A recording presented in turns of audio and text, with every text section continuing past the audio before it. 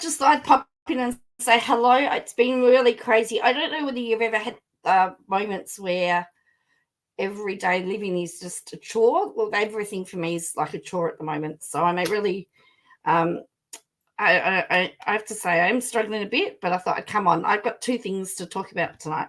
So today, of course, whenever I'm working or the good stuff happens, Bruce Lehrmann matter was back in court today with the appeal.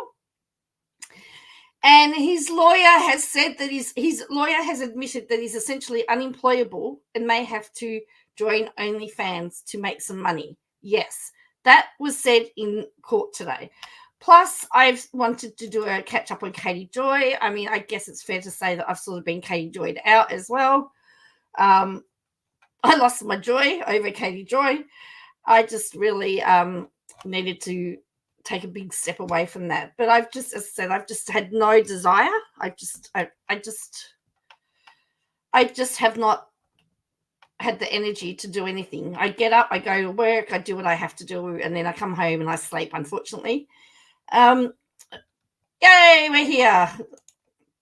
So I am doing, I thought I'd make an effort to do this because Peter actually messaged me and mentioned OnlyFans and Bruce Lehrmann. So I had to check it out for myself.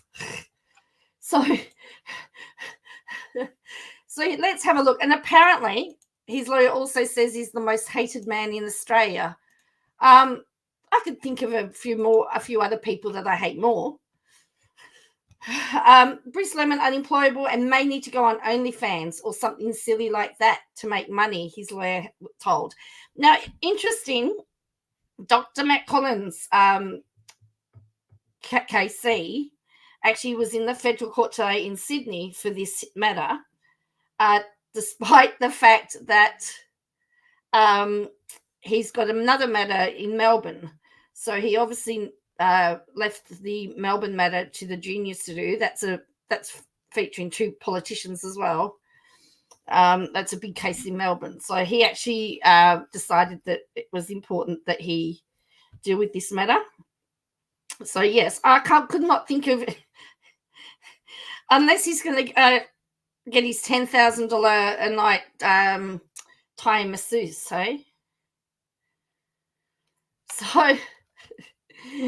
So apparently, federal court hears Lehrmann is most arguably Australia's most hated man and cannot pay the security bond for the appeal.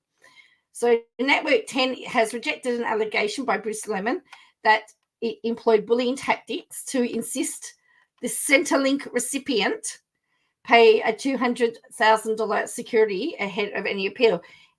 Why? It's funny that they're making a big deal of that, where they have no problem with any other Centrelink recipient having to put up big money. They usually have to borrow money. Big thunderstorm, wow.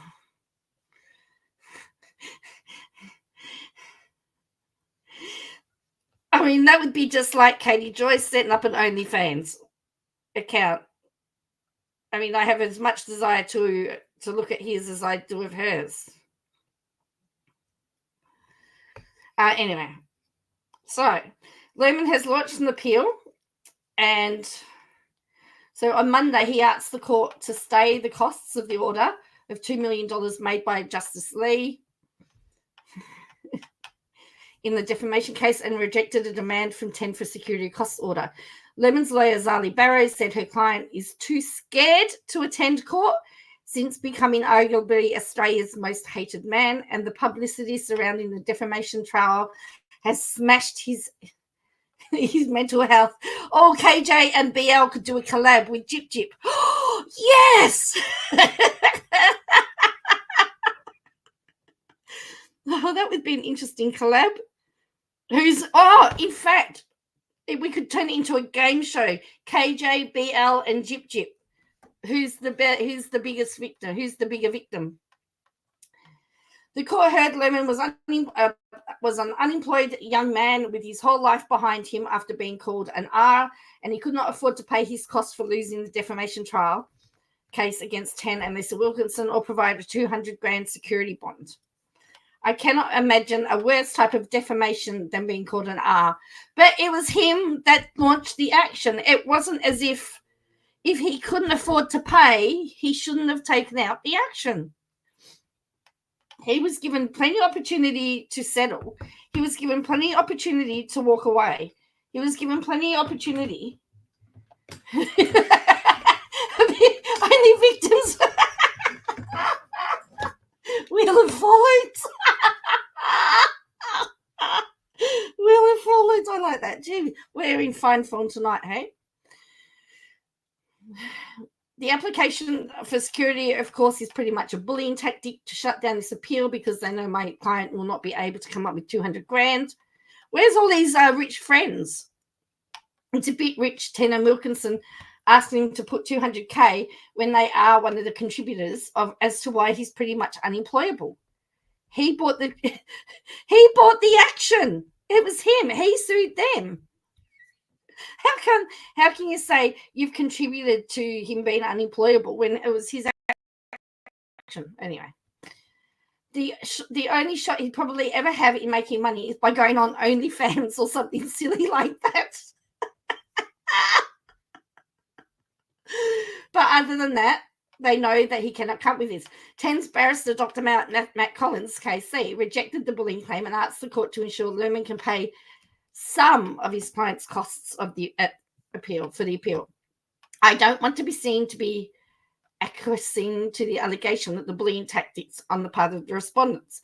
In our submissions, there's nothing improper in a successful litigant, 10, seeking to enforce a cost order made by this court or seeking security for the cost of an appeal in respect to the enforcement of the bankruptcy. Burroughs argued there was a genuine public interest in allowing Lehrmann an appeal and a risk if the security costs is granted, it may abort the appeal. It's interesting. He did make himself redundant. He did actually make himself redundant, and that's probably the point. He did make himself redundant. Both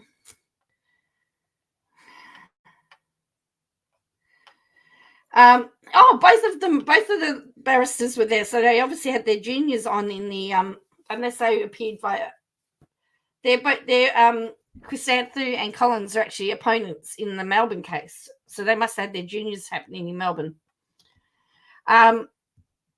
Collins rejected the public interest claim. He's had his day in court. He had a very expensive trial, which was conducted in the full glare of the entire nation. He was very ably represented, and His Honour made findings at the end of the day. Barrister Sue Chrysanthou, SC, for Wilkinson, agreed that Lehrmann had his day in court and should not be given a second chance. He came to the court by choice. Remember, it was his choice. He came here, played in his first imputation as one of R. He did so having escaped the criminal process. He chose to enter the fray. He walked over the line and asked the court, knowing the likelihood that my client in Network 10 would plead truth. He made that decision, and that's a factor against the arguments he would make on public interest. Collins said some of Lehrmann's appeal grounds are faintly arguable, while others are hopeless. In an expanded appeal of his defamation loss, Lehrmann and said Lee should not have ruled that Network 10 had proven its substantial truth defense.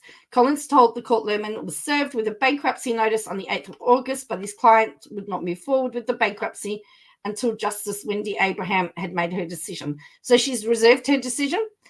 And then it goes through that. The fact that he raised the point that he was accused of a violent R and he pleads that R was not violent says everything you need to know. But it was never, I've not read anything. I mean, he's the only one that talks about it being violent. I don't think that anyone ever said that. Okay, so here is a video.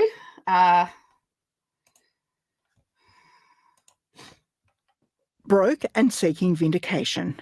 Bruce Lehrmann wants the federal court to let him appeal after Network 10 and journalist Lisa Wilkinson succeeded in defending his defamation case against them over an interview with Brittany Higgins on The Project. The defamation trial came after Mr. Lehrmann's criminal trial was abandoned with no findings against him. Mr. Lehrmann's lawyer told the court there is a... That's his lawyer. I believe she's a criminal lawyer. She's not a civil lawyer from what I heard. She's mainly a criminal lawyer, and she's works with a lot of the bikies in the gangs. Yeah. Public interest in letting him challenge the ruling. Mr. Lehrmann is arguably Australia's most hated man. He will forever be labelled a rapist. But the appeal could be blocked by TEN's application for security of costs to the tune of $200,000, the obstacle being Mr. Lehrmann's lack of money.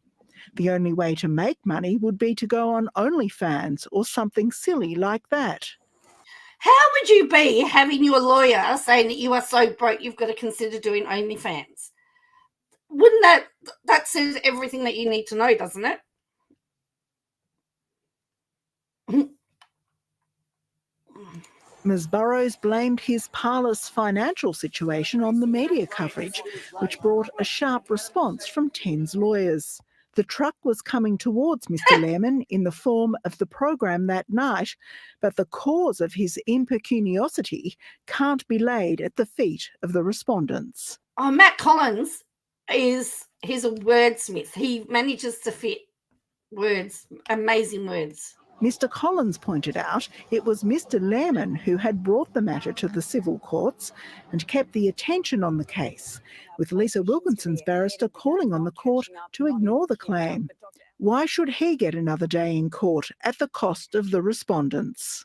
Bruce Lehrmann has also asked the court to temporarily suspend a $2 million costs order from the defamation trial, and it's emerged bankruptcy proceedings are afoot, although the court heard there's an agreement not to pursue any claims until the appeal process is dealt with. Justice Wendy Abraham has reserved her decision.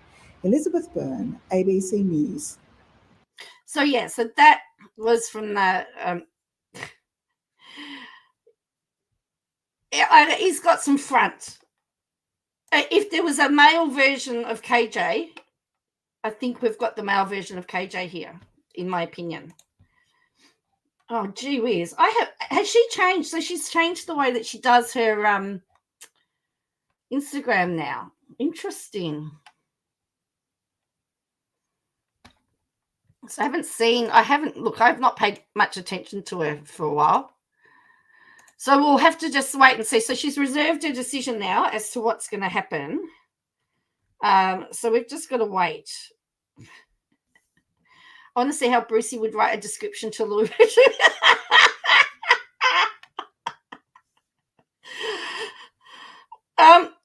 Here's a question I want to know. If he's a law student, why isn't he on OS study? Rather, why is he on unemployment and not OS study?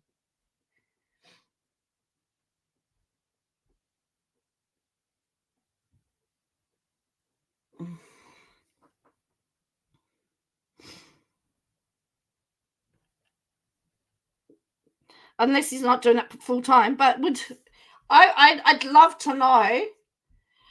You have to actually before they allow you to be admitted to the bar. I thought hello Harrison, you should be in bed. I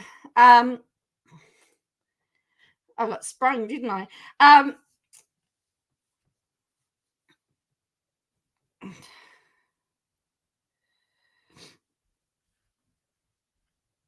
I'd like to see how he's going to write his statement of conduct, because he's not picking it up to give him OS study, old job services work. Well, that's what I assume. I've actually got to go onto New Start because I'm only doing I'm cut back to 1 to 2 units now. So I've got to. I'm off OS study. I'm on. And I'm still not working enough hours to satisfy them. Anyway, but you actually have to write a list of every parking fine and everything that you've been, anything that might show your conduct. You've got to declare all your conduct that may that could stop you from coming. So my parking tickets that I got and stuff, like little stuff, to see whether you're honest. I'd love to read his conduct report. Anyway, so what have we got here? Oh, that's right. I remember. So I've sort of paid it some attention. So the Reddit apparently got blocked and banned, and she was celebrating that. It's a bad. Yeah, it's frustrating.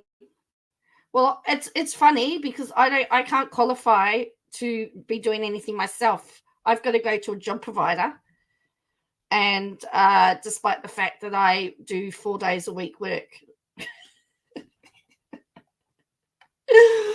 Oh dear. I mean, I know I'm underemployed, but you know, what's this?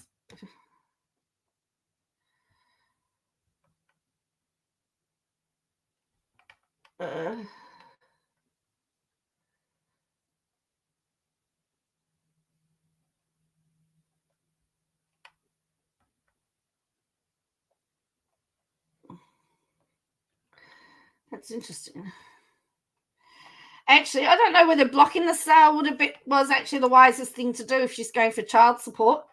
I tell you what I would do. What you can do in Australia is you can actually get something put onto the title deed to say that you're owed money, and so that debt has to be paid off as part of the land transfer fees. I can't think. I've just lost. The thing's just gone off my just. Huh? What's she up to? Like, what's she on at the moment? Oh, she's asking money for a friend. She got a friend. Oh. So she's changed everything then, has she? Oh. False, my page is not hacked. It's never been hacked. This is not a scam. It's funny how people think that it's a scam because people thought it was hacked. Could be a scam. This is not Katie Joy. Her page was hacked. Interesting. So apparently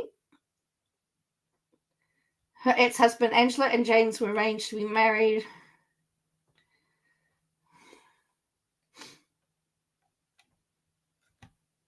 It's funny how she's got all of this here. So because his dad didn't tell him, didn't invite him, and his dad didn't even call to say happy birthday. At that time, he was having a very hard time not having his dad around. He would have breakdowns all the time, cry hysterically. And when he saw that, he just broke down. He was so upset. But I didn't know about the church yet. I didn't know about the situation. So I was just upset of him being a bad father. And I used to make excuses for James all the time. Like, you know, everybody has to go through their own healing process from what we went through. And I gave him passes and excuses. It's like, okay, you know, he needs to heal. That I'll give him a pass for not being a good dad. But once it got years later, I'm like, you don't get a pass anymore. My son is hurting. And I said, you know what? You're going to call your dad. He's like, no, Mom, I don't want him to hear me crying. I said, no, it's time. You're going to call him. Explain the ticks posted on Facebook page, and then suddenly why the dog's beat over festive with that. Where is that gone now? Where did those photos go? Have they been deleted? And let him hear how hurt you are, so maybe he can change. And he called his dad, and he was crying hysterically. And I heard people in the background. I don't know who was there, but James made light of the situation, basically saying it wasn't a big deal, that Jaden shouldn't feel that way. And I lost it. I took the phone away and I went off on James and I said, you know, you're not going to make my son feel that way. If you want to go biblical, my dad's a pastor. I was in the same church. I can throw scriptures at you. You're wrong. Like, someone says, doesn't she kind of believe in reproducing? This situation keeps getting, she goes, James' son is 13 and was born before he joined the church. I know, I'm saying, but wasn't he ignoring his son before that? I don't care how you want to spin this. If you want to go by the godly way, the biblical way, you're wrong and you're hurting my son. And if we have to cut you out completely, that's what we're going to do. But you're not going to continue hurting him. And James just kind of like laughed at it. And I hung up the phone after that. And I think James didn't try becoming more involved with Jaden until all this came out. He's just a bad dad, unfortunately. I always say he's a good guy, so it's really unfortunate, but it's just the reality. But after everything came out with the documentary and they started saying they didn't feel safe and they were being followed, I told James, no, he's not going. Like, if you want to see him, you can come to us. I'm not going to stop your relationship, but he is not going with you. Now, she just said something very, very interesting there. She said, since it came out and they said they're unsafe, I can't have my son, he can come to him, but especially not. He can come and see him, but he can't go because of the security situation. She has just said in that her son, that she's concerned about. After all this, and had I said that a couple of years ago, wow, I mean, I think that speaks. I mean, it's funny how she does that. A relationship with his dad, but he's seen the documentary and he knows what's going on, so he understands. And I told him, you're not going to see your dad for a while until he's out of the situation. It's just not healthy. And he said, well, Mom, do this podcast. Let's hope he hears it. Let's hope him and Miranda hear it. Let's get him out of it. But he understands he's not going to go see his dad, and he's fine with it for now. How was that when you had seen that he was remarried? Did that all just bring back what you experienced in the church? He actually announced that on Instagram on Jaden's birthday. Interesting. They talked about a church, but apparently he was born, went they with another church? And Jaden was so upset. He was so hurt. First of all, because his dad didn't invite him. And his dad didn't even call to say happy birthday. At that time, he was having a very hard time not having his dad around. He would have breakdowns all the time, cry hysterically. And when he saw that, he just broke down. He was so upset. But I didn't know about the church yet. I didn't know about the situation. So I was just upset of him being a bad father. And I used to make excuses for James all the time. Like, everybody has to go through their own healing process from what we went through. So after Doco is perceived harm, so Doco, yes, that's what she's just admitted to. So it's just replaying. So have another listen. I'll see if I can make it louder for you. And I gave him passes and excuses. I go, okay, he needs to heal. That I'll give him a pass for not being a good dad. But once it got years later, I'm like, you don't get a pass anymore. My son is hurting. And I said, you know what? You're going to call your dad. The other thing I'll say is that marriage breakups are bad on all kids and all families. What she's talking about is not anything that's just to do with this. It happens in all types of breakdowns. But I just sort of get the impression they're blaming the fact that he's in Shekinah church as to why he hasn't seen his son. I mean, there's various reasons why people don't see their kids.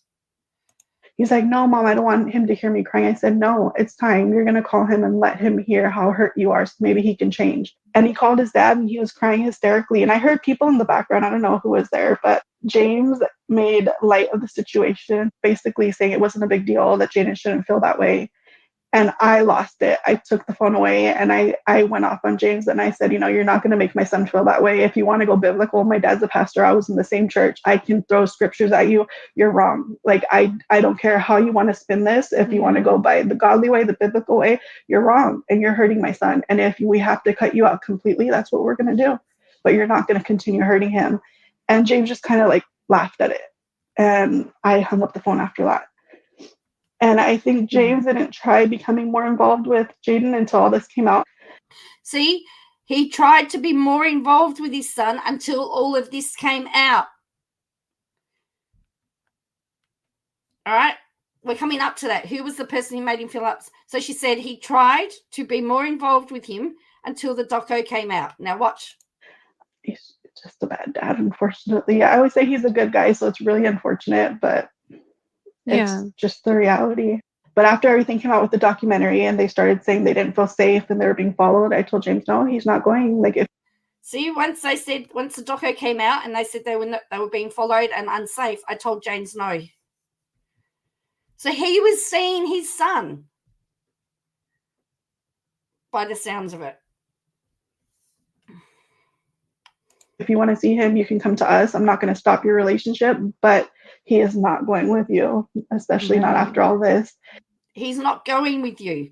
You can come see him, but he can't come to you because it's not safe. This was after the documentary.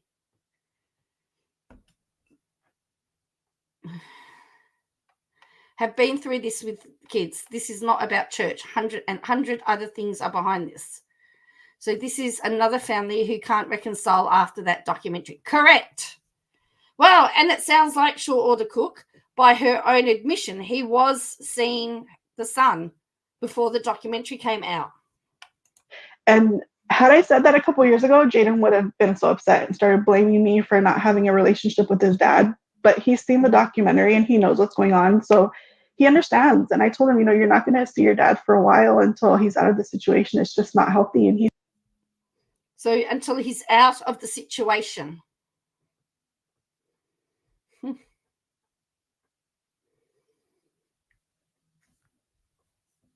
He said, well, Mom, do this podcast. Let's hope he hears it. Let's hope him and Miranda hear it. Let's get him out of it. But he understands he's not going to go see his dad, and he's fine with it for now. He understands he won't be able to see his dad. Yep, just like Miranda was having a mending relationship until the doc came out. Isn't it funny that it's the church? The church has been blamed for all of this, but there's two families now that have been torn apart since the documentary came out, with very little chance of reconciling.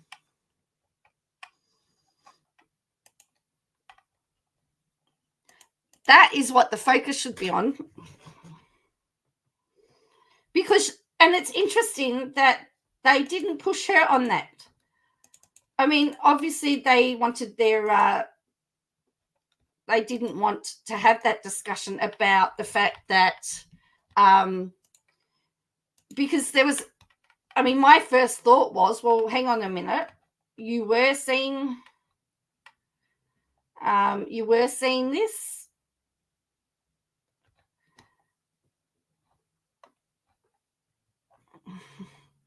Oh, the other thing is that she has deleted some stuff because there was this one. Oh, this was in her stories. Because as I said, that's this about, it was, you know, the son's birthday, and apparently she bought Lego for herself to build for him. I build the Lego and he creates the scenes. Or she could just buy Lego that he likes and could use. And there was another one here about the new dog beds arrived today after our last set got infested by, is that ants? Let's just say the ants are gone and the new dog beds are appreciated by the two queens of the castle. Wow. Now, I believe WOACB did a video that was apparently really good. See, I'm so far behind. I've not seen any of this. So we might watch this, and I'll put the link to her video in here.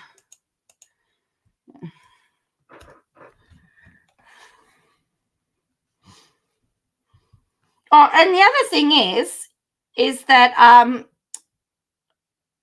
you've got more proof then that the documentary has caused harm. One of the things you have to be able to do in damages is show that it's caused harm.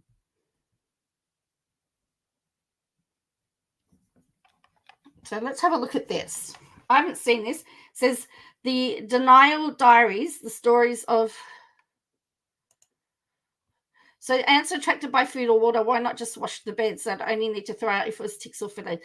Well, I'm not saying Katie Joy is an alcoholic, only that she presents as a person who has an alcohol problem.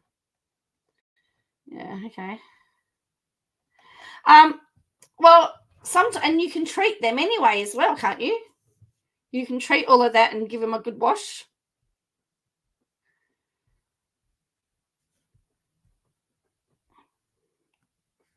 Well, and if the dogs had been eating the bed, they're not cleaning up after the dogs, are they?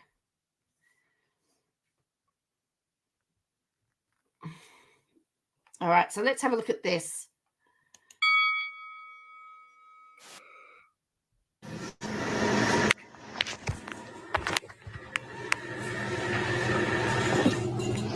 Cheers, you guys. Hi. Okay, so it's... You can, but it's harder with fleas and ticks. Ants easy. All right. I'm going to make this full screen, I think. Oh, gee whiz. late. It's been a really long week. And I was just thinking about how I never do like full Q&As, but I also had a couple things I wanted to say before. Wonder how KJ's promise to the Wilkins is going. All her tripe about getting Miranda to go back to the family, which she didn't want to go back because she was married. Well, that's right. Why would a married woman want to go back home? And again, that could be seen as malice, because then you've got your reason for why she's attacked James and Miranda. So, yeah. Before I did that, I wanted to say cheers. I just got this bottle of wine. My husband just recommended it, or my husband just picked it up for me. It's called Buckshot Cavern. My husband just recommended it to me. I thought he didn't drink. It's made on oak. No, I'm sorry. Like full Q&As, but I also had a couple things I wanted to say before I did that. And before I did that, I wanted to say cheers. I just got this bottle of wine. My husband just recommended it, or my husband just picked it up for me. My husband just recommended it. My husband just picked it up. Okay. It's called Buckshot Cabernet Sauvignon. It's made on oak. No, I'm sorry, bourbon. She can hardly read.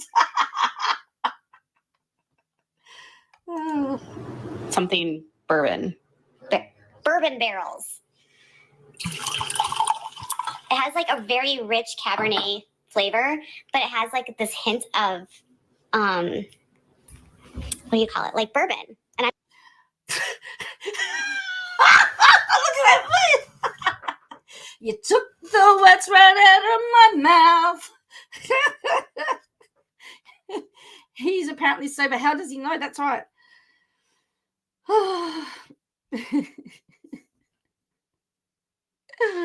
Oh dear. A hint of old bucket.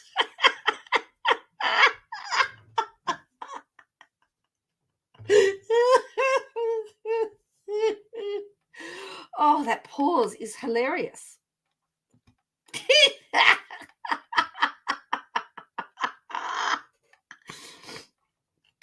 Is that like a hint of Old Spice? I'm not a bourbon drinker, so it's not actually bourbon. And oh, it's a bourbon. She's not a bourbon drinker, but she's really. I've often wondered what the house would smell like. this. Anyways, cheers. I hope you guys have a beverage. We might be around for a minute. Oh, oh dear.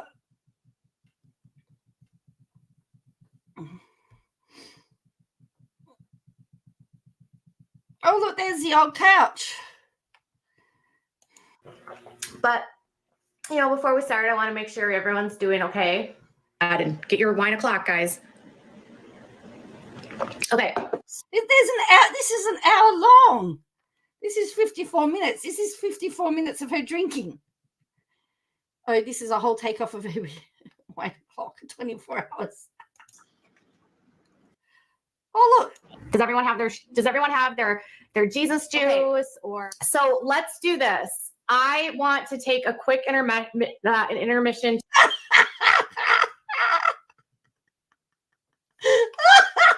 Oh dear. Okay. And get your wine o'clock, guys. Okay. Does everyone have their Jesus juice? Okay. Or so let's do this. Look how much she's changed. Drinking for Jesus again. Jesus has a lot to answer for. I want to take a quick And it's funny that she'll say she's an atheist, but she's got no problem blaming Jesus for the drinking.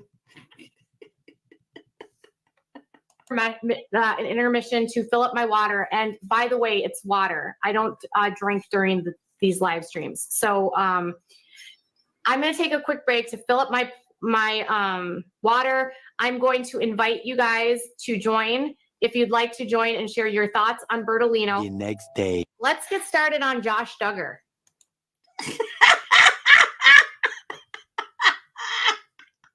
Cheers, Jesus.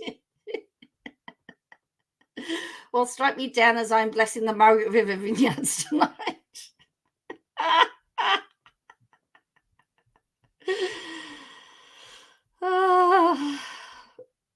So she only believes in Jesus when it comes to needing wine, is it?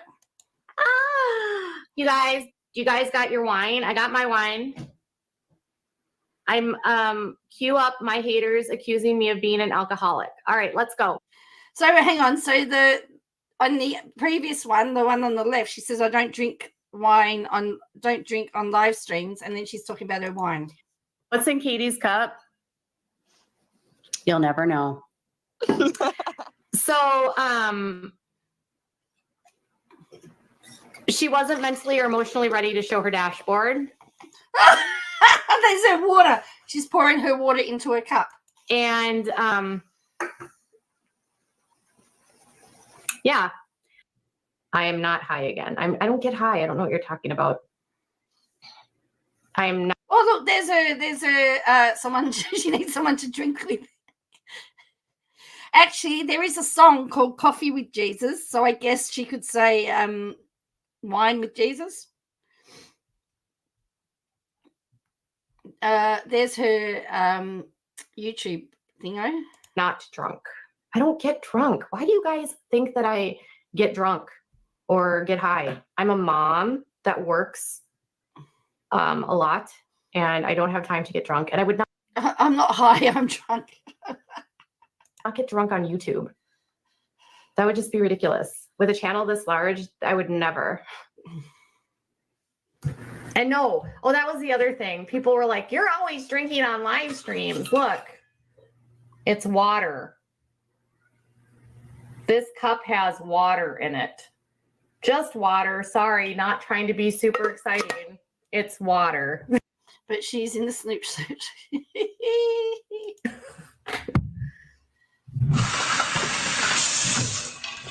It's a water night. Hello. And now you know what's always in my cup. Legit water. I'm a wateraholic. Are you guys? Legit water? And yet there's that video of her pouring that stuff in there. Guys, wateraholics? Water is my favorite thing.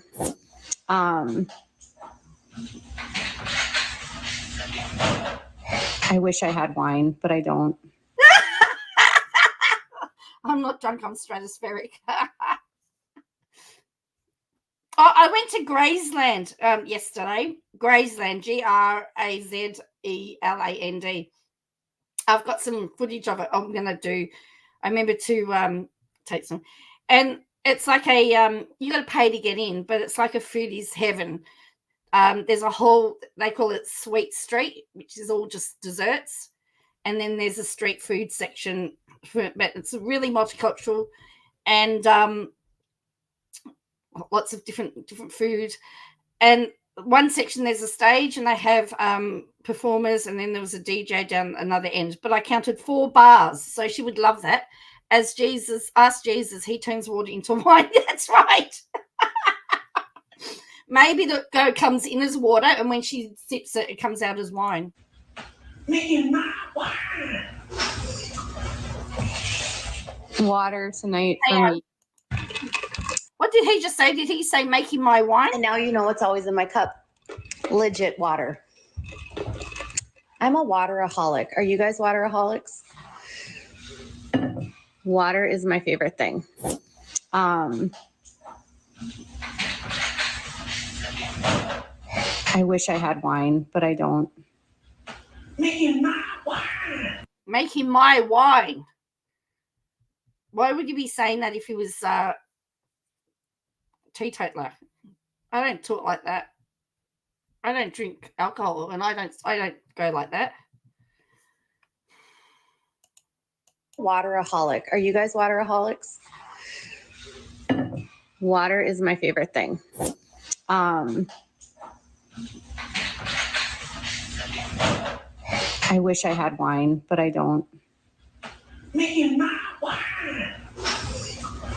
Did he say me and my wine? I thought he said making my wine. Yeah, me and my wine. Yeah, he might have said that. Trying to work out what he was saying. Water is my favorite thing.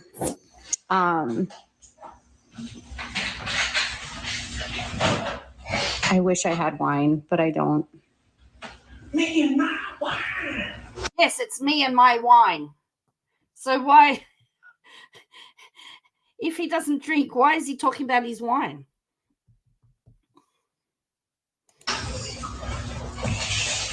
Water tonight for me. I'm actually just really happy right now. I am drinking water and I'm just being silly and having fun. I am not intoxicated. Thank you, though. Even if I was, you guys, I'm 42 years old and that's my right, but I'm definitely not. Ugh, vodka. I am not a vodka drinker. Look at that sneaky grin, yeah. I don't drink hard liquor. Rarely. Okay. I like a really good martini, but I am like old school, you guys. I like them straight up. I like them vodka. I like them chilled, and I like them dirty as hell. Usually when I order a dirty martini, it's nice and cloudy and you can taste the olive juice in there and it's so delightful. Tonight, I ordered a dirty martini and it tasted like nothing. And I was so disappointed, but I was so, no, I like vodka martinis. I am a straight vodka martini girl. When you see all of these videos together, she contradicts herself so much. I assume you partied pretty hard in your 20s and that you probably can't even stand the smell of liquor now because of it. LOL, I'm not projecting. Thanks, Brittany. I didn't, I don't drink very frequently. My husband and I went out for dinner last week and I had a vodka something or other, a Cosmo, and it took me all of dinner to drink it. But no, I still like a good cocktail. If I'm going to be honest, like my favorite cocktail is like a really good dirty martini, like a Grey Goose straight up with like blue cheese stuffed olives, and extra dirty. Yeah, I love them shaken, not stirred. Exactly. I love a good martini. They're just so cold. They're so good. Gift wrapping done, family fed, cookies ready for, so then it's time to get dirty. So these are posts that she's made. She's all right. For absolutely, mental illness is a ongoing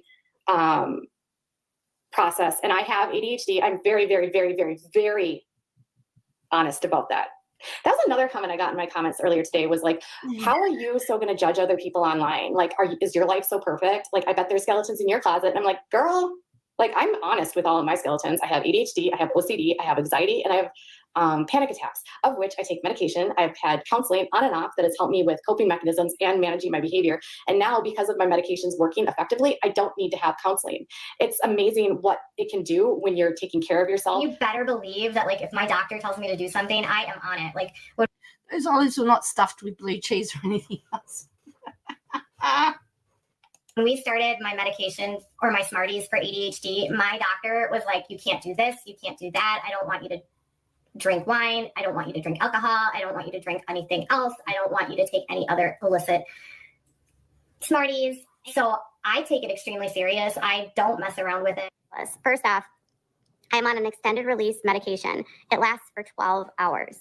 So if I take my medication at 7 a.m., my med will be off by 7 p.m. So I will not have Adderall in my system after 7 p.m. that night.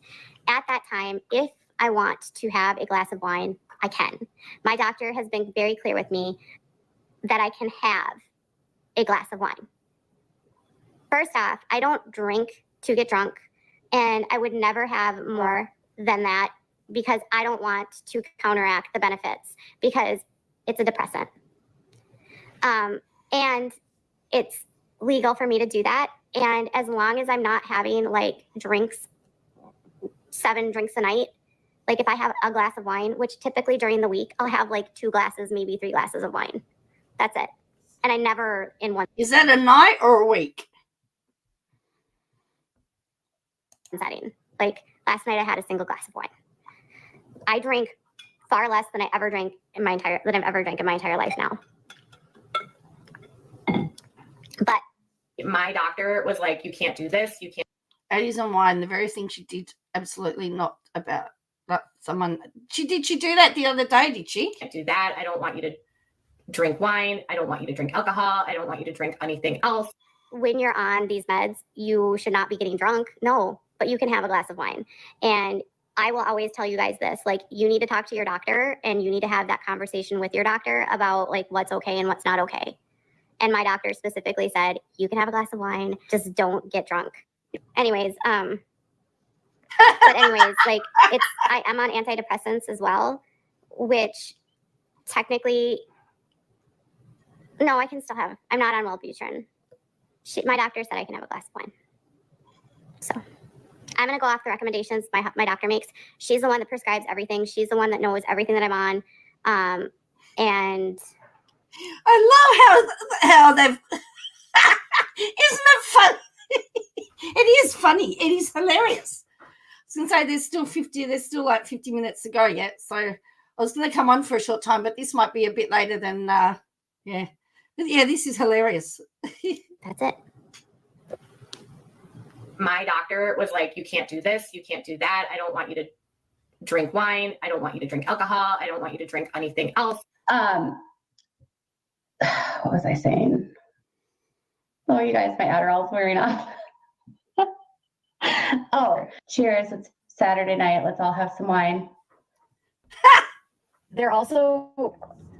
So there's someone on her panel named Sheena or something who's like been in recovery for like 16 years. Go Sheena. Yay. I'm proud of you. But because Sheena is clearly unhappy in her life, she likes to project her own addiction onto other people. And for some reason, they think it's funny to say that I am an alcoholic because I drink a glass of wine. And then they also think I'm abusing prescription pain or prescription medication. And, do we have to have a conversation about mental health and the medications that are prescribed for mental health? And that just because you have a brain of an addict or someone with a substance use disorder doesn't mean that every single person that is prescribed medication for their mental health abuses their medication. just pictures of her drinking. So, no, I'm not being sued, Hazel. Like, oh my God, get out of here. No hate whatsoever. Like, yes, I've been sued before. Get the hell out of my life. I have never lost a lawsuit. Yet.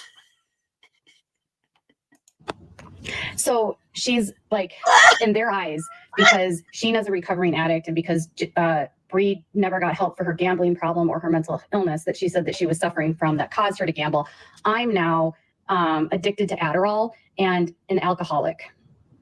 So apparently my troll had a bottle of pills and a bottle of wine. And then Sheena went on quite a big diatribe and her heart was beating out of her chest, she said. She said her heart was beating out of her chest to tell me that I needed to get help for my addiction.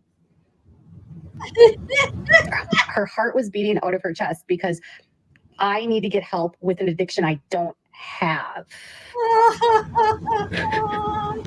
I need to get help for an addiction I don't have. So I don't know how to get help for an addiction I don't have, Sheena. Hey, Barbara, how are you? Day. So it's, I understand what it's like. And I'm also physically addicted to it. No. I know that if I try to get off Adderall, I'm going to have to go through withdrawal. She says, I am not addicted to anything. She said, I'm not addicted to anything, but now she's talking about. Also physically addicted to my citalopram and to my Boost bar. I know that. You actually can drink on them. But you aren't supposed to drink on them. You really can. You can have a glass of wine. You absolutely can, Brittany. And you can fuck right off. And I'm not an alcoholic. So it's none of your fucking business if I have a glass of wine. Oh dear. My doctor was like, you can't do this, you can't do that. I don't want you to drink wine. I don't want you to drink alcohol. I don't want you to drink anything else. I love that people. So what? ADHD meds only last like anywhere from 10 to 12 hours.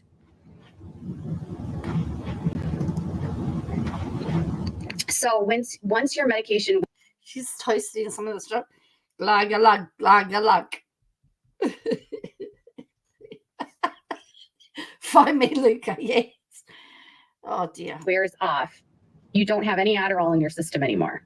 It only works for like however many hours it works. I'm on an extended release form. Once it's out of your system, you're not on it anymore. It's out of your system.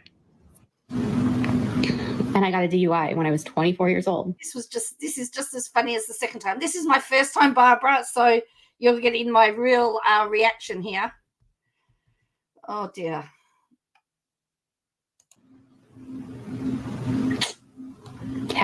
I haven't not even had a speeding ticket since then. It's like, You're going to expose my citation for driving with an open container when I was 19. Are you going to expose my supposed lawsuits that never happened? Are you going to expose my ex-boyfriend or the fact that I was in 2007? There is nothing to expose, apparently. I haven't seen this either. I don't. Yeah. So I've put the link. I'll put the link in the description box as well, so you can go back and watch it again uninterrupted. I've never had a speeding ticket. It's the only moving violation ticket I've ever had. I guess go big or go home. And that one, thank goodness I did not hurt anyone. Thank goodness no one was injured. I literally got pulled over within like a block of starting my car. So there's that. It was in California. I'm not worried about my past.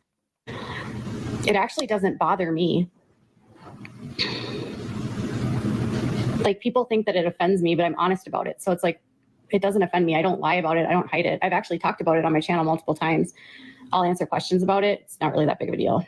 I mean, it is a big deal that it happened, but in terms of like, it's not that big of a deal to me in the context of like, I'm not ashamed of it. I don't run of it. I don't run away from it. I'm not embarrassed by it. It was a really good wake-up call and a good listen. Welcome to Hotel. Yes. Hotel California. Good lesson for me. Yeah, I would never say it's okay, ever. Oh, he was calling me a drunk. He was like posting a Instagram live where I had a glass of wine. So therefore I'm a drunk on Instagram. Whatever. So here is what happened. Mimi was out and about on Saturday night, and she, I guess, had a few drinks and then decided. Speed ticket in just one block. Wait, was she drag racing? No, wasn't that her DUI? Wasn't she talking about when she got pulled over for drinking? To get into her car, and apparently she was driving, and this didn't end up very well, and she like basically fails all of the field sobriety tests. She just wasn't there, you guys. She was tipsy. Cheers. I don't know what this is. Red's Wicked Black Cherry. Let's try it.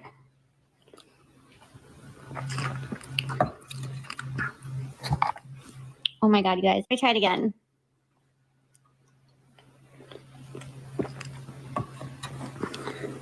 The amount of times, different times that WOACB versus WOACB has picked up her drinking really negates this. Well, it really does. And also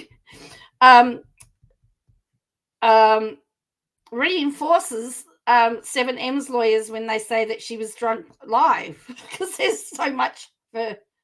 And she's got down here, I'm not an addict, in this corner.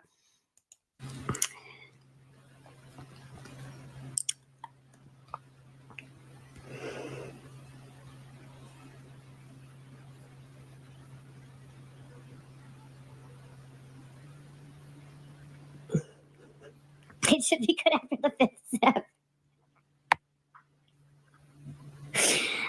Is anyone else the kind of person? Could you imagine, though, you imagine them playing this in court and saying, well, how do you explain the fact that you were drinking on all these live streams, but you say that, you know, and yet you're denying that you were drunk on live streams, but Here's a video that has 54 minutes of you drinking while you're talking to the public.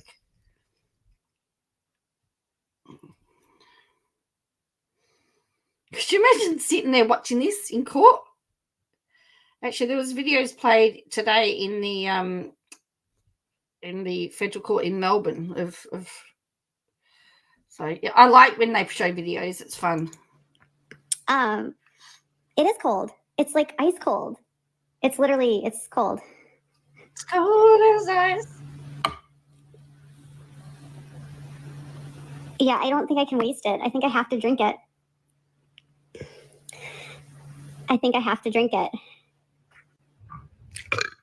Excuse me. I'm 10 toes down on this, Sheena, that no addict in recovery that I know goes off on platforms and accuses other people. Because I'm pretty sure one of the benchmarks of recovery. Wait on. There was a burp there. Wait on. It's cold.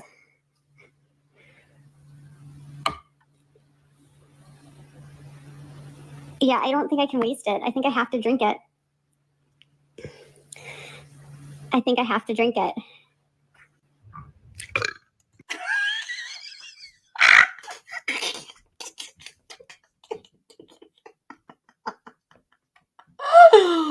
Excuse me. I'm 10 toes down on this, Sheena, that no addict in recovery that I know goes off on platforms and accuses other people.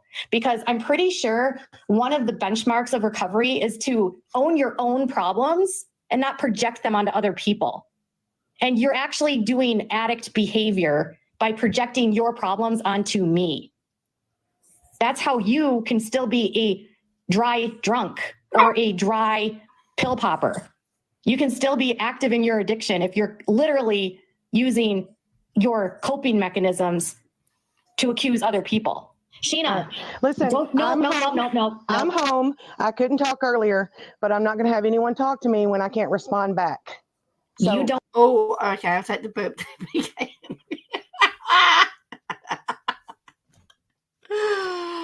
Oh, dear. Oh, that Sheena's biting back. You dare accuse got about me. 5 minutes and I'll listen to what you have to say. Sheena, I listened to you accuse me of abusing alcohol when I was pregnant. Never happened. And I literally heard you say, I'm going to say this with my whole chest. Katie needs to put the bottle down and stop abusing prescription drugs, none of which I do. You accuse me of being an alcoholic and abusing my son's prescription medications, sniffing Addy, and being a drug addict, none of which I am. And you were confident. You were so fucking confident. And I won 30 seconds. And you are 100% wrong. You did a video and accused me, or you were on some panel accusing me of drinking my entire pregnancy. I didn't drink a drop. Really? Where the fuck does this come out from, huh? Tell me when you're done and I'll respond. There's no response other than saying you're sorry. Wrong. No. First of all, I never accused you of drinking while you were pregnant. I don't know how many kids you have. I know you have one that's 3 or 4, I've heard. Don't know anything about him. I saw a bottle on the table and I said, while people are accusing Brie of things, they need to push the bottle away from their face. No, that's not what you said. That is not what you said. You said that you had been sober for 16 years and you knew an addict when you saw one. And you accused me of being an alcoholic and a drug addict. And Brie, I was watching. Don't gaslight me. I need receipts. I need receipts on that. Oh, you always have selective amnesia. Faith was there. I don't. You always have selected. This is where she does her nut. And KJ is selective amnesia. She's accusing. Ever recall accusing you of being a drug addict? You said I abused Faith. What did she say? That you abuse Adderall and okay, I want receipts. Want receipts? You said it, and then Bree said that I sniffed them. Want receipts? Want receipts? You have them. Well, I did see a video of you like hunting them down. I mean, you were hunting them hard. I don't know what you do with them, but you know. But here's the thing, Katie. You have to understand. I'm not going to change. I'm not going to change. How about you just say you're sorry and you were wrong? I'm not going to say that because I don't feel that, and it wouldn't You be know, so sincere. you're in my house and you know that I'm abusing drugs? I don't ever remember accusing you of abusing drugs. You just said I hunted down Adderall. There's no video I of me did see hunting down that, but Adderall. I also said I don't know what you do with them or whatever. I just said that. Okay, Sheena, listen, I'll tell you what I do with them. Sheena, I have ADHD. I'm prescribed medication for my ADHD, and I take them as prescribed. I take one per day of a controlled medication that is get proof other than my blog, YouTube, IG lives, and references to articles I put. Didn't she talk about how she nearly became a drug addict, an alcoholic? prescribed to me by a doctor. Okay. I don't hunt shit down. I get them from a pharmacy. Okay. All right. I don't sniff shit. What do you want now? I want you to say you're sorry and that you were wrong. Not going to happen. That's you were not gonna wrong. happen. You were wrong. You're looking for something here you're not going to find. You're just not going to find it. You are 54 years old and a Pull it psycho out. bitch. Pull it out. I said, show me the receipts. Pull it out. It's in your ass. She's a fucking bitch. The receipts are in her ass. I said it. I'm sorry. That woman is a bitch. Like, how do you I'm telling you. How are you going to get on someone's panel and say, I'm not going to apologize and I'm not wrong when they're absolutely 100% wrong? And here's the thing. I don't care who Sheena is. I don't care. I don't know anything about her. I only heard her say with her own mouth that she was 16 years in sobriety and that she knew that I was an addict. I heard her say that with her own mouth. And then, you know what they'll say is, she didn't say that. That's not what happened. I have selective amnesia. I inserted myself into the story because I saw Bree getting attacked by this Katie Joy lady. And I was like, why would this Katie Joy be talking about this Bree lady? That's what she said. She was up the other night saying you drank through your whole pregnancy. Who said that? Did Sheena say that about me? Goodness. Okay, so I definitely did not drink during my pregnancy. After much research, Todd and I have decided to seek legal action against a pharmaceutical company that prescribed me drugs that said they were safe to take while pregnant. In our research, we found significant defects can happen if the mother took them in the first trimester. I was on it my entire pregnancy. We are asking for thoughts, prayers, and respect of our choice as a family to pursue these options. So please keep us in those prayers so we can get some answers from these companies. Wow. I didn't drink. I didn't smoke. I didn't eat. I hardly ate lunch meat. I gave up. I was at that time in my life, a huge sushi eater. Gave up sushi. Everything that you weren't supposed to eat. I literally gave up. I wasn't a smoker, so I didn't smoke. She did smoke though. Didn't she say that she was a smoker at one stage? I didn't drink. Okay. I barely drank coffee. I didn't eat tuna fish. So yeah, I don't know. And if I drank throughout my whole pregnancy, I would have a child that has fetal alcohol syndrome and he doesn't.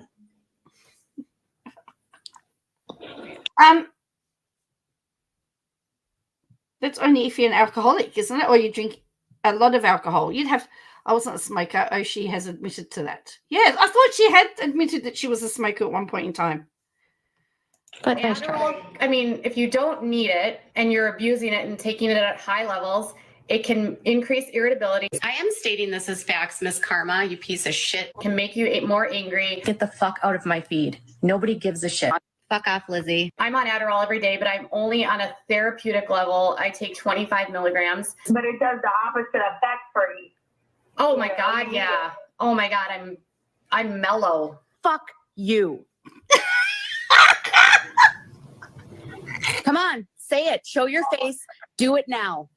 Show your face. One of the side effects of Adderall that they monitor is that it can increase your rage. Fuck you. You're such a fucking annoying.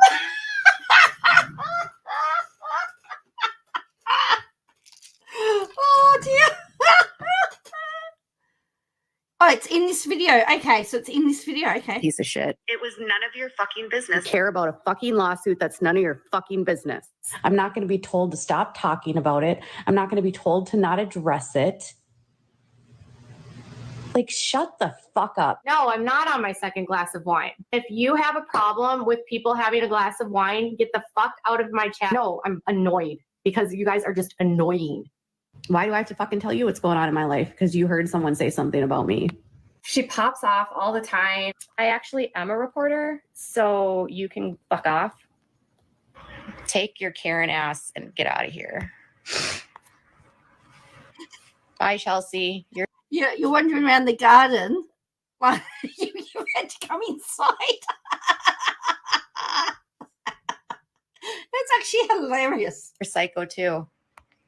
She's up and down. I do care what people think of me I don't care what you think about me. because I want people to like me. I don't care if people don't like me. When she's irritable. Well, then, Linz, don't be here.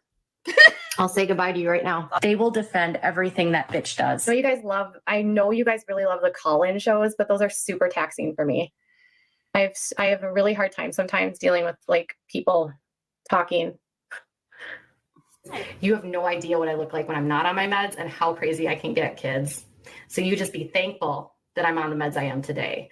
Because old Katie, if she would have saw those comments, would have been in a fight with your face. You're clearly not taking care of yourself because you are still dealing with the very violent outbursts. You're dealing with the anger and the rage. That's not taking care of yourself. Can you see?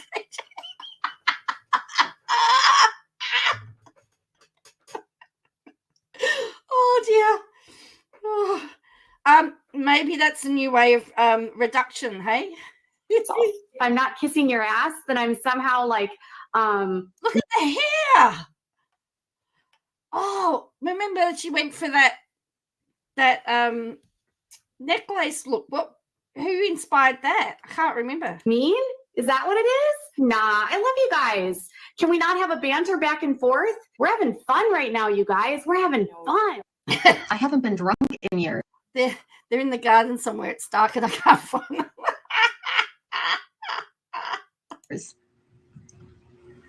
You know, it takes more than one glass of wine to get intoxicated.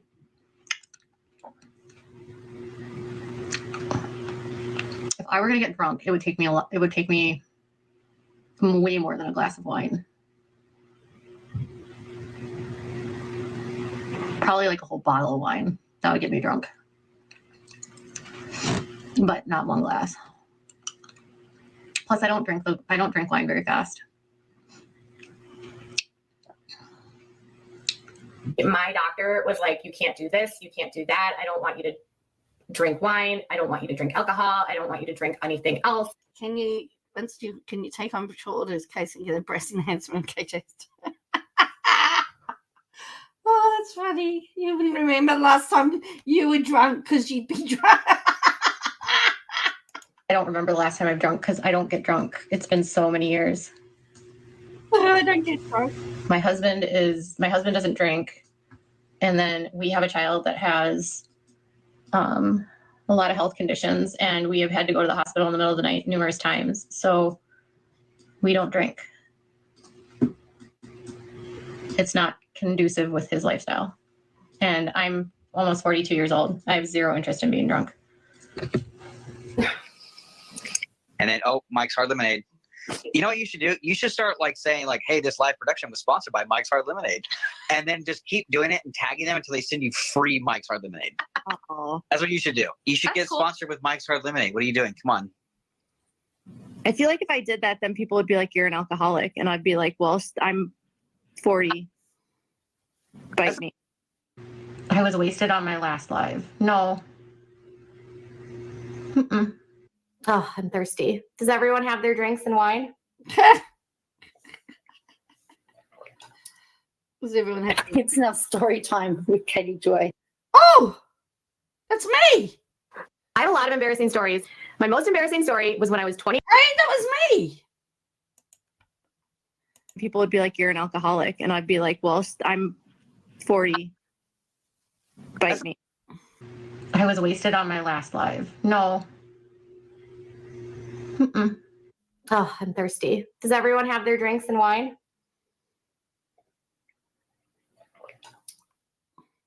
It's now story time with Katie Joy. It's got the voice of. It's got the.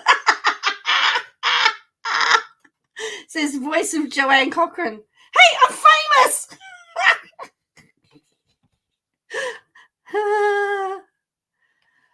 Oh, did you? Cool. I see. I missed her. I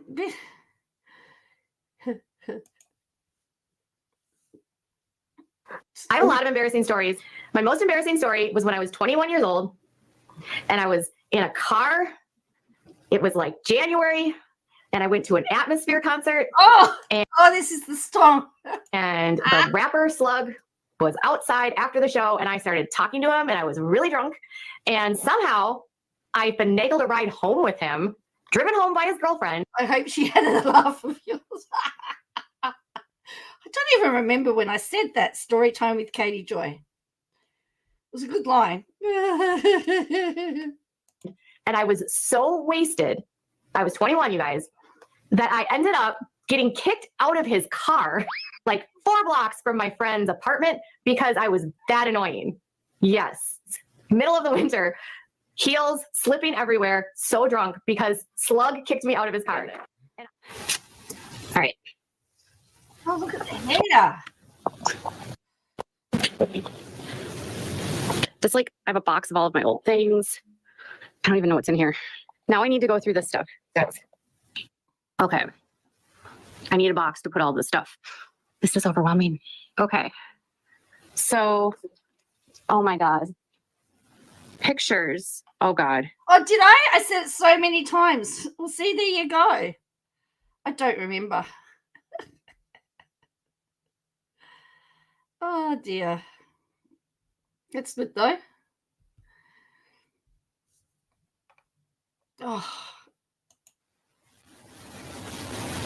Oh, you know what? I think this was Nathan. Nathan was my boyfriend for 2 days. Oh my God. Baby Katie at a formal. This guy was the worst kisser. Oh my God. His name was Chris. I dated him for like 3 weeks, and he like literally was the kind of kisser that would like swallow my whole face up when he kissed. Oh, this is more. You guys, oh my God. I went to this camp. It was like a YMCA camp, and I was obsessed with these boy counselors. Like I had a humongous crush on them.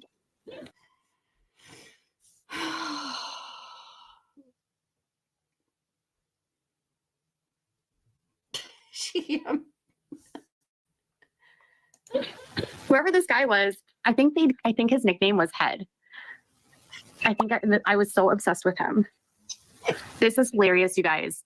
I used to work with these people, and I had a crush on this guy, and then she and I were friends, and then she hooked up with him, and then we weren't friends anymore. I can probably throw those away. These lucky guys. I will like this. Okay. Oh. So far, we've got all these guys she's had crushes on. Oh my God. I was obsessed with this guy named John. Oh my God. I was obsessed with this guy named John, and I told this girl, Sarah, that I went onto the University of Minnesota website to find his email. I sent him an email. However, I made it sound so casual, like, hey, how's it going? Spain is great. I hope this is your address. Oh my God. I was obsessed with John Schmidt. Oh my God. We made out so much. He was like my favorite, like, party maker outer. What? Party maker outer? Tell me, what's a party maker outer? Oh, yuck. Okay, this was my cousin's wedding, by the way. No, this is my brother's wedding. But this was my ex-boyfriend that I was with for a million years, and he is such a POS. Like, I have to throw this away. Oh boy. Oh, there he is again. Ish. Look at how cute he was, though. Oh, God, though. Oh, my God. This kid, I was obsessed with this kid. Okay. Oh my God. This was my friend Andrew. He was the guy that had the locker right next door to me in high school, all high school. And every day I would go and I would go to my locker, and he would slam it in my face every single day for like 4 years. That was my life with Andrew. These guys who are left with train shipping.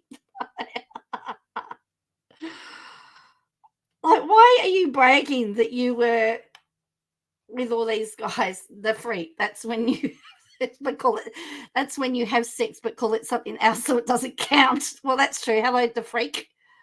Oh dear. Oh my God, Steve. That's going in the trash. Oh my God. Senior prom. The one that was the Jehovah's Witness was Dean. Oh my God. Oh my God. This is Dean. Yes. It's gross. This was my first boyfriend. I'm not kidding. Gross. Seriously, what did I see in this guy? Ugh. He might be saying the same thing about you.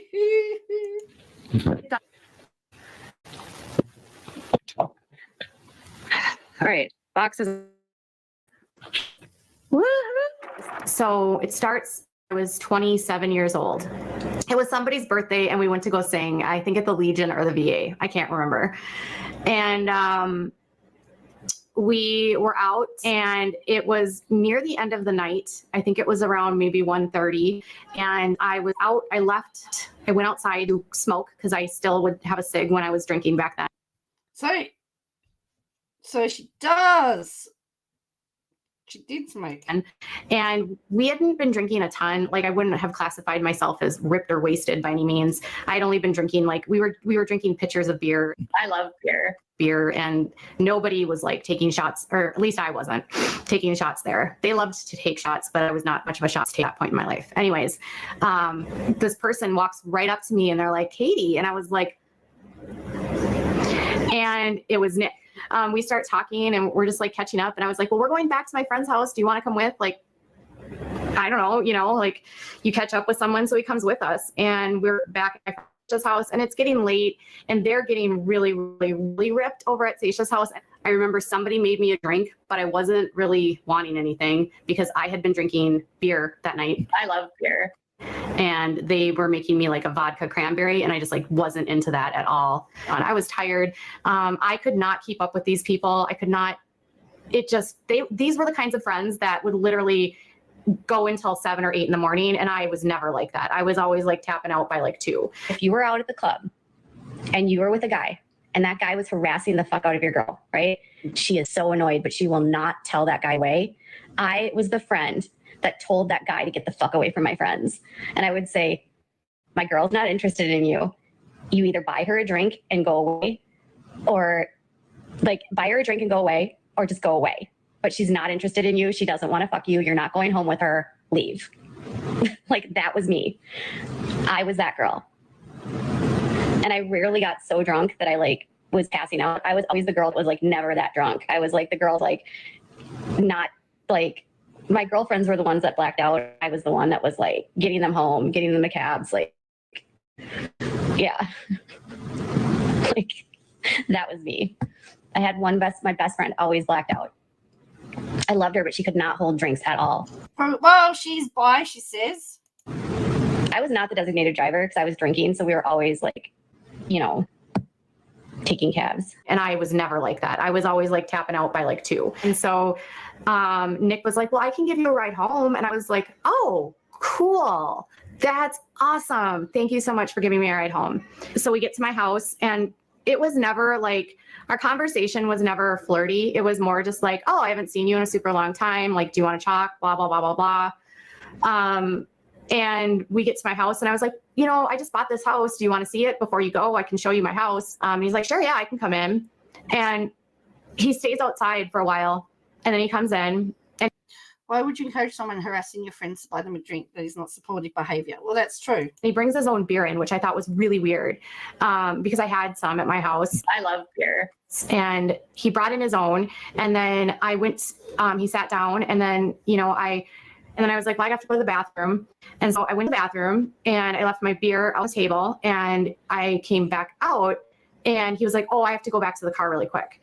And I was like, okay. So I just take my beer and I start drinking. And then he's out in his car for like a really long time. And he comes back and I am really messed up at this point. Things are starting to get really hazy, super hazy, the point of like, it went from not being flirty. Somehow we're sitting next to each other. And then I think I remember him putting his arm around me. And then suddenly I don't remember anything else. It's some point later in the night and I'm lying on my back. I'm very aware that I'm lying on my back and he's on top of me and I know what he's doing. And I don't remember consenting to this happening. I don't even know how we got up there.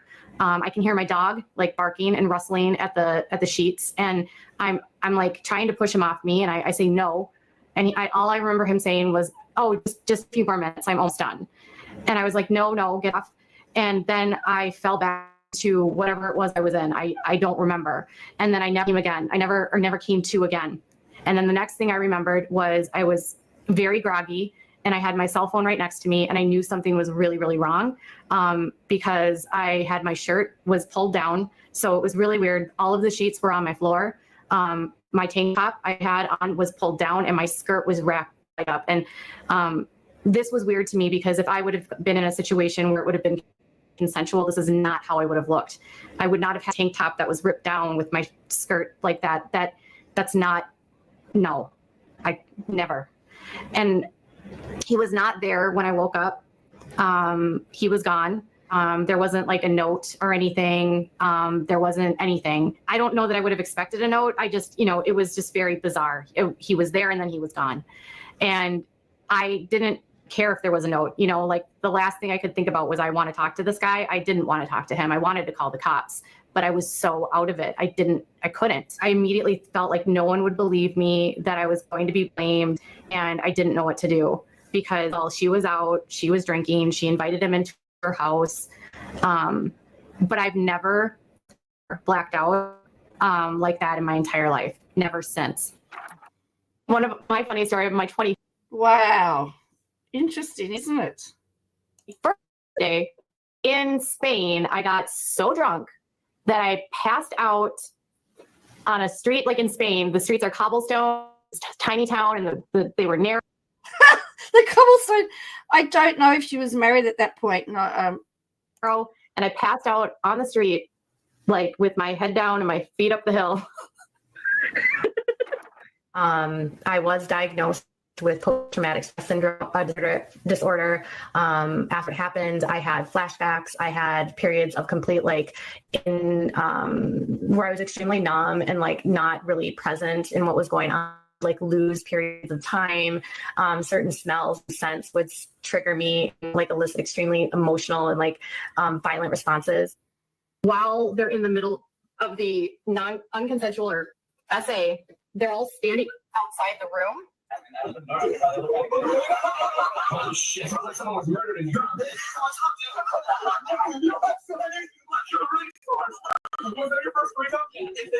She actually fell asleep, like unconscious at one point. And I don't mean to smile while I'm watching it, and a lot of my don't mean to smile while I'm watching it. My PTSD also was associated with the fact that instead of being believed by the police, I was like rushed into an interrogation room and accused of lying and accused of making this up because I was a jealous, bitter woman. And that's literally, I was told I was a slut. I was told that I was loose, that I was drunk, that I wanted it. This is How Not to Be a Slut 101. And because I was so good at being a slut, I'm just going to say it out loud. I dated a lot and I got a lot of momentary pleasures, if you know what I'm saying. It was so she's complaining about, and it's fun, and I have zero regrets. Do you ever realize how much they build up physical intimacy to being like a part of marriage, that it's as though like every time you're physical with someone, you're going to remember who that person was? Like, I'm 40. Do you really think the guy that I was banging when I was 20 ever enters my mind? Ever when I'm with my husband? No. These people put such unrealistic attachments onto sex. It's kind of ridiculous. Once you guys figure out that you can't handle it anymore and you want to do it really badly, like you got to do it, then at that point you decide to get married. Because in the real world, when you get to this point, you do it. And then sometimes when you do it, you realize that you weren't really that compatible. And you're like, that was a good lay, but we got to go now. That was pretty bad. There was another embarrassing story when I was drunk, when I was 21 years old, too, at a wedding, no less. My cousins, completely drunk, thrown into a cab, and I had nothing on underneath my dress, and everyone saw it. Yeah. Yay! Yeah, that really happened. Did I go to prom? If so, what was it like? I went to prom both years, you guys. Both years I went to prom. Oh, years. What does that? My first prom was with my friend Billy. There was no hanky panky. And then so her son's in the background and she's talking about, and her husband's in the, this is weird. My second prom was my senior prom, and I went with my boyfriend, Dean, who was the Jehovah's Witness. And that was at this place called Edinburgh. And we actually didn't even go to prom, really. Sorry, Mom and Dad. We went out to dinner, and then after dinner, we spent like the next 2 hours trying to have Erin's brother, Sean, get us booze. What? Erin's brother, Sean, spent forever trying to get us alcohol, and then alcohol. We went to prom. We had pictures taken at prom. I think we danced one dance and then we left. And then we drove to a cabin a couple hours away, and then we stayed overnight and we partied. And she didn't actually go to her second prom.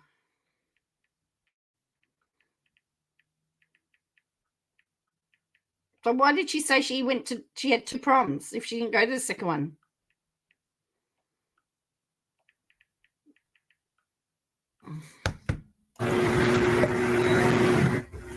You totally made out at prom. Well, Dean and I had been making out for a while before prom, if you know what I mean. So prom wasn't like the night, you know what I mean?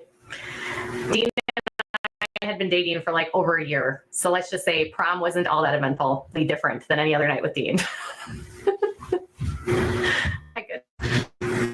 I go to class reunions. Funny story, you guys. Funny story.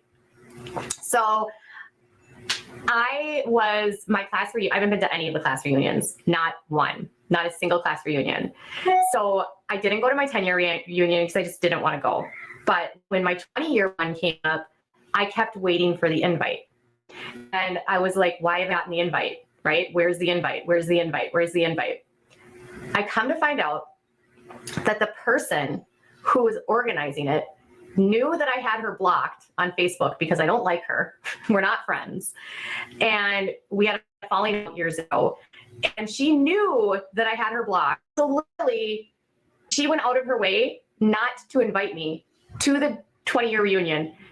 And she knew I was blocked. Over a year. So Dean didn't take her the first year, Billy did, even though she was with Dean. Yes, it's not making any sense, is it?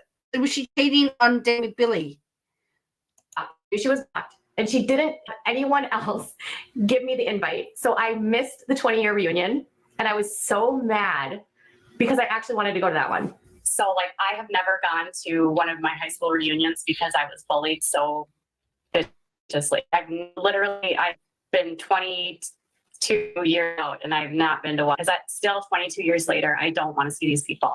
And I was so mad because I actually wanted to go to that one. I'm so confused. Should I be drinking, listening to this? Would it make more sense? I know, I'm very confused myself. Absolutely so confused.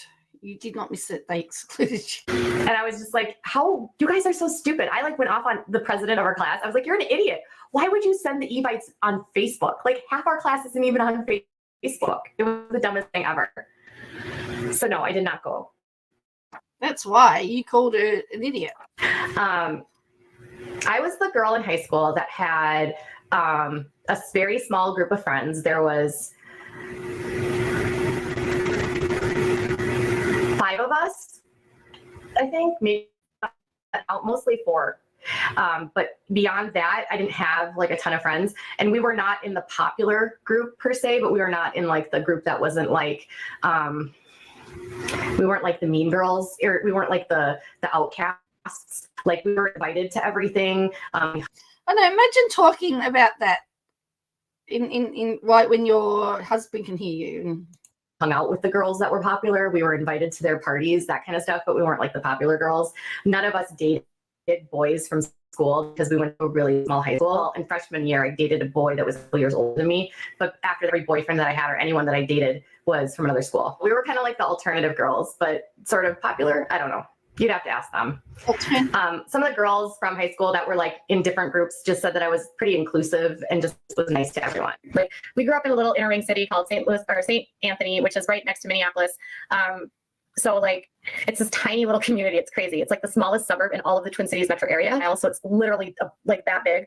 Everyone knew everyone. And I was horrendously bullied because of my ADHD and my like hyperactivity and my inability to my tongue. That was like my number one issue with my ADHD was my like verbal impulsivity. And I would get into like arguments and stuff with everyone in school. And I would like fight with the guys that were in high school with me. I didn't really fit in. I never dated the boys in high school. So long story short, I left St. Anthony and I never looked. Hang on. You date the boys in high school? And I will never go to a high school reunion. I have 0 friends that I talk to from high school. I literally hate St. Anthony. There you go. I lied about everything.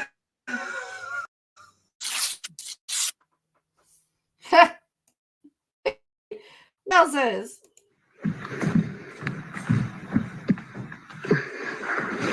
Hold on. I got some wine. We'll keep going. It goes on. Okay, another question. Since everyone thinks we're on drugs, should we do a bump of my Adderall? I am just literally hanging out with cocaine and meth right as we speak. Hello, Sunshine and Rain. She was in that hater group. She was not liked because of her personality, I bet.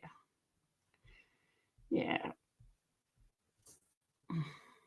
I've been noticing that since people are so obsessed with my drug use that I do so much, I'm just going to start embracing that I'm a drug addict.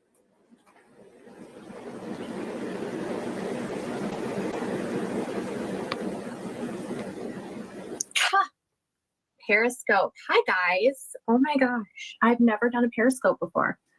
She's busted. Someone screenshotted one of your Periscope at Rewind to insinuate that you use. I can send you the link. Why do you guys keep saying me this kind of stuff? You guys thinking I use? Use what? Please tell me what drugs I'm using that you think I'm using. That's ridiculous. Well, who cares? Who cares? Just ignore it. Honestly, who cares? Plus, I know I don't use drugs. If there's any lines on my if any lines on here, it would be powder. There's no drug use in this house. That would be crazy. The line about the Reddit Facebook page and all of it, I'm ashamed to say I've been here since 2018. To be drug tested. So we're drug tested by our doctors. Never my own mental health and use something that could have my doctor pull from taking anything. Honestly, I do have a lot of powder on this table. Quite frankly, it's like all over. That's what they're seeing. NARS. NARS. This is my NARS. My NARS. Not that excited, you guys. I don't can snort it. And you know what happens? Watch. It falls on there. Look. That it's all over that it's all over. Look. Oh, those are all my lines. Oh my gosh, you guys. Oh. That's just weird. Like seriously. Hot girls online. Hot girls online. This is weird. Right. Oh, got you. I will tell you this though. That comment about my drugs. Ooh. I don't really know where the drug stuff came up. Funny. It's every recommendation post the anesthesia, the free bottle. Oh dear. This is crazy. It started with like the summer. People just said I was super skinny. So I must be on meth, I guess. I don't know, or Coke or something. And then I have really bad allergies, super bad allergies. And so my nose is always running. It's terrible. My nose always runs when I'm down here. And then I always look like a Coke head when I'm on the show. Hey, there she is. Here we go. Look at her hair.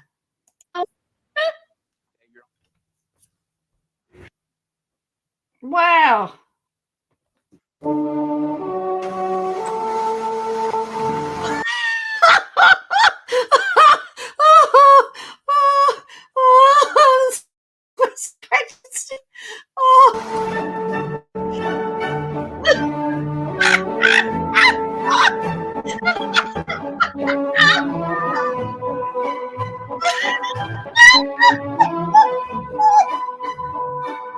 You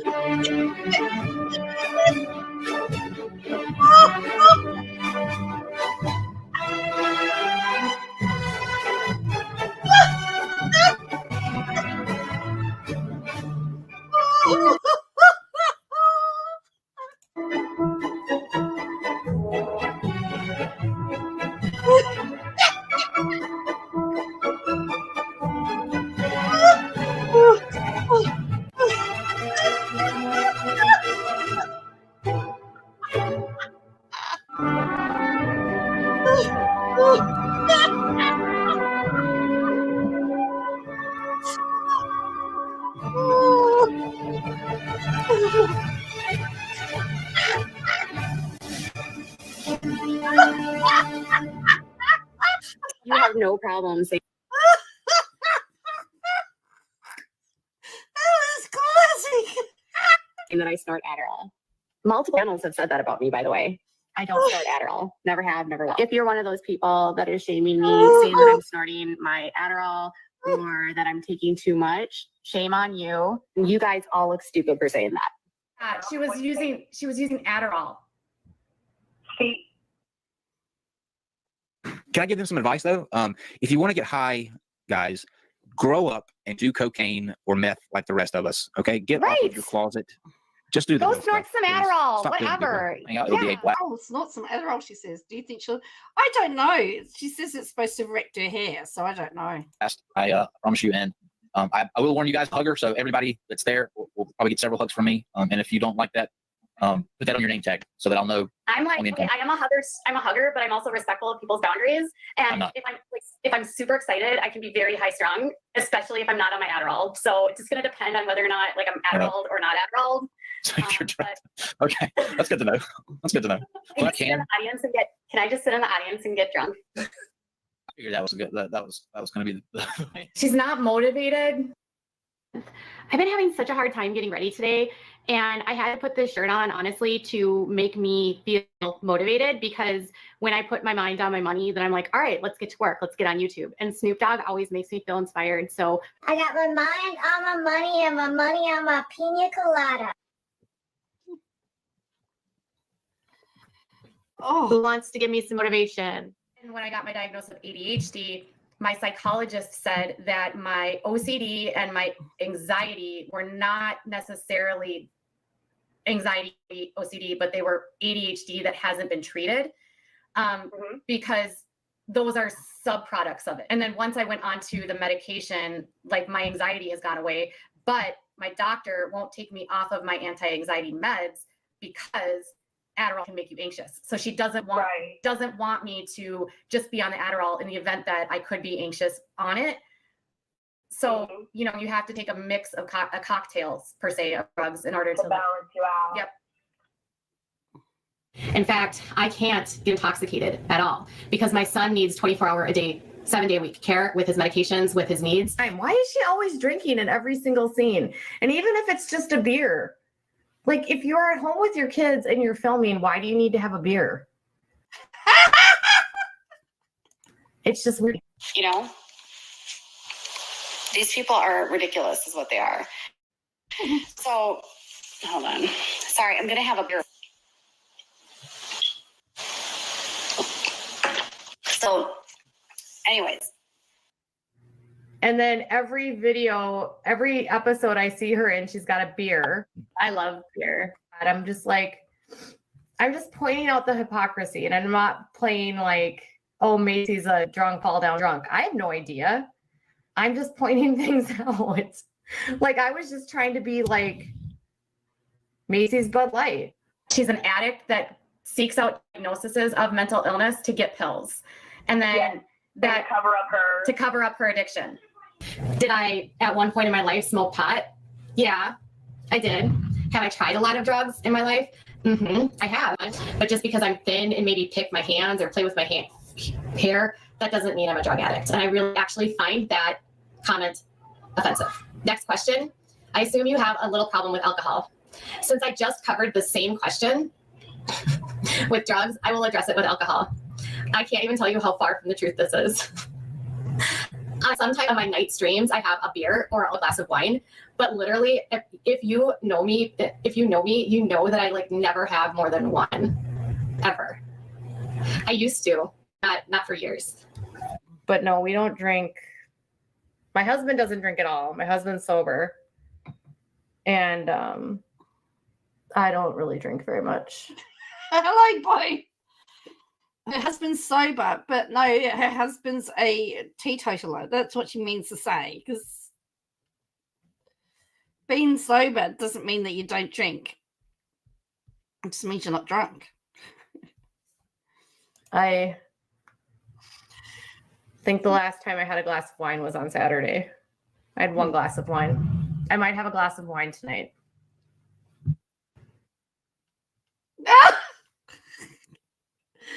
Here, and addiction is a family disease, and I know this because my husband, his parents were both addicts. Three of my husband's siblings are still addicts. Like they use periodically or they relapse. So it's a lot of it is like it's a learned, like this is how your parents cope. This is where they go to. This is what you see as a child, and it's why it becomes a pattern of behavior for coping, and it becomes a way like kids see how their parents like, oh, I'm not feeling good, I'm going to reach for the bottle, and then or I'm going to reach for this pill, and so much of this starts with what children see, which is why it's so important that children don't see this kind of stuff and that parents are healthy. My doctor like, you can't do this, you can't do that. I don't want you to drink wine. I don't want you to drink alcohol. I don't want you to drink anything else. And if she's on illicit drugs or taking prescriptions that are not prescribed or abusing prescriptions, what kind of environment is this for this child? This is so messy.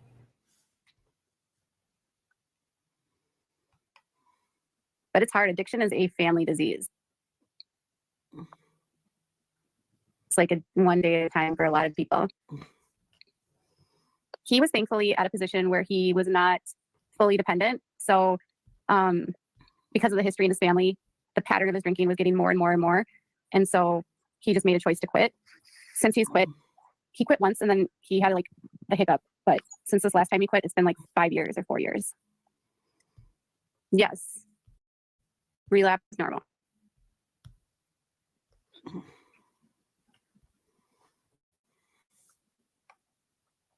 I think every person is different. People, it's a lot, and we also don't keep alcohol here. So it's like, I'll have like one bottle of wine. Hang on. So they don't keep alcohol in the house, but she has a bottle of wine. Isn't that alcohol? That is a contradiction. Relapse is normal.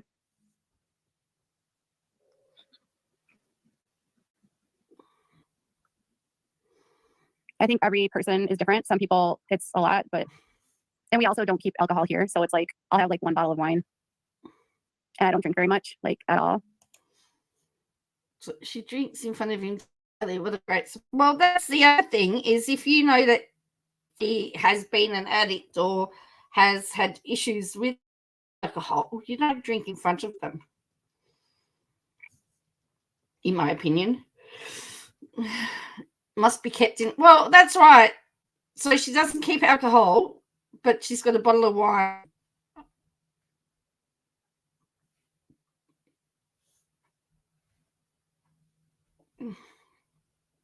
I have like a glass of wine here and there. I'm sure, yeah. I mean, I think it just depends on where you're at and with what you're doing, but we talked about that too. I mean, I think the biggest thing you have to do is just be communicating.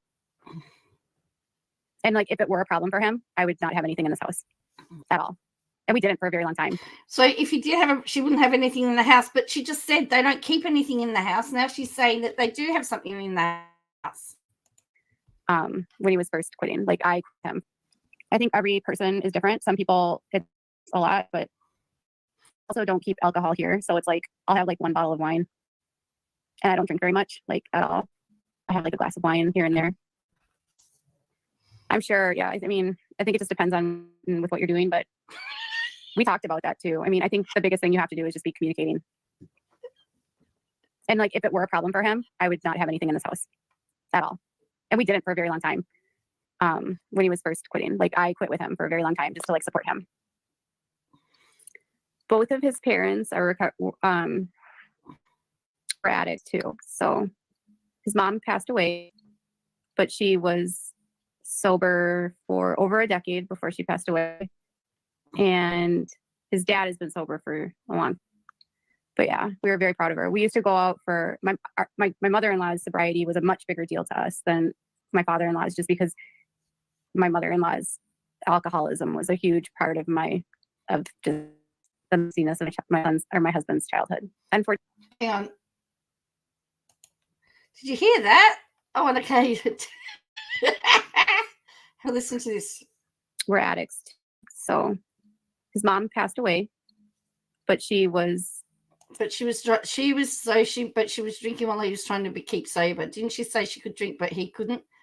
Yes. Now she talks about she's talking about her mother-in-law, which is her husband's mother, but she talks about my son's sober for over a decade before she passed away, and his dad has been sober for a long time. But yeah, we were very proud of her. We used to go out for my mother-in-law's sobriety was a much bigger deal to us than my father-in-law's, just because my mother-in-law's alcoholism was a huge part of just the messy of my. She's going to say life. Now have a listen to what she says next. Of my husband's childhood. Unfortunately, she passed away from cancer from smoking, and sadly, she drank for such a long time that it affected her cognitive ability. And sadly, her cancer was in her brain before she passed away. So she passed away. Oh my gosh. 5 years ago, 6 years ago. And skull.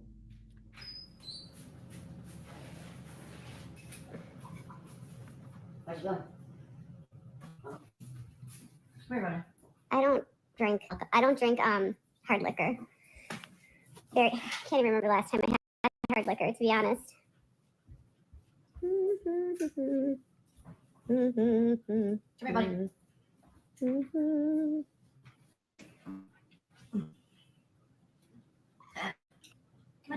Long Island iced teas will put me on. They put me on the floor.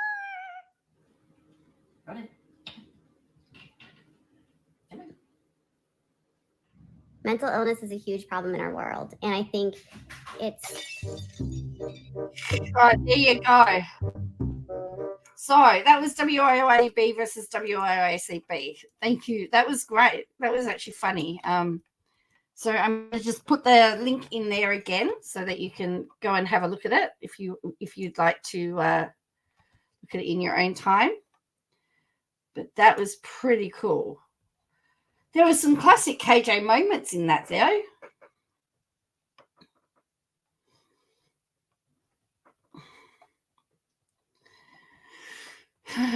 So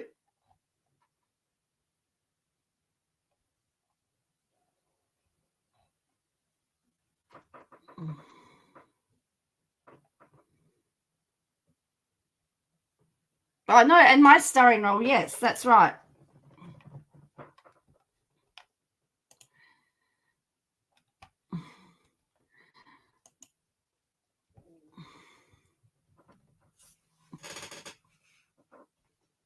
That's right, my starring role. Yes, make sure you subscribe to the channel. As I said, I got the notification. I just was working when it all happened, and this is the first that I've got.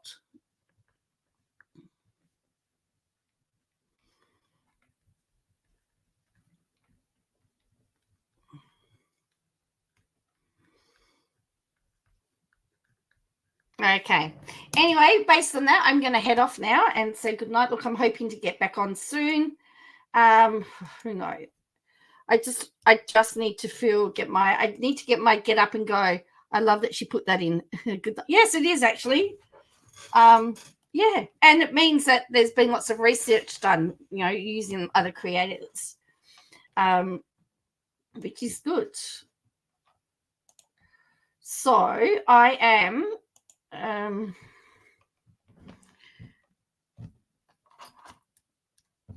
All going well, I'll be back tomorrow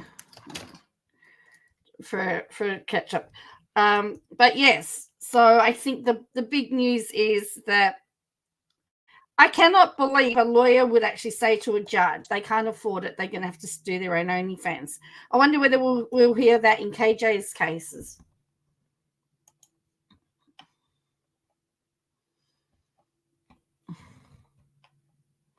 So anyway, as I said, I want to thank you again for watching, and yeah, I will be back soon, hopefully. And I'll catch you next time. Bye for now.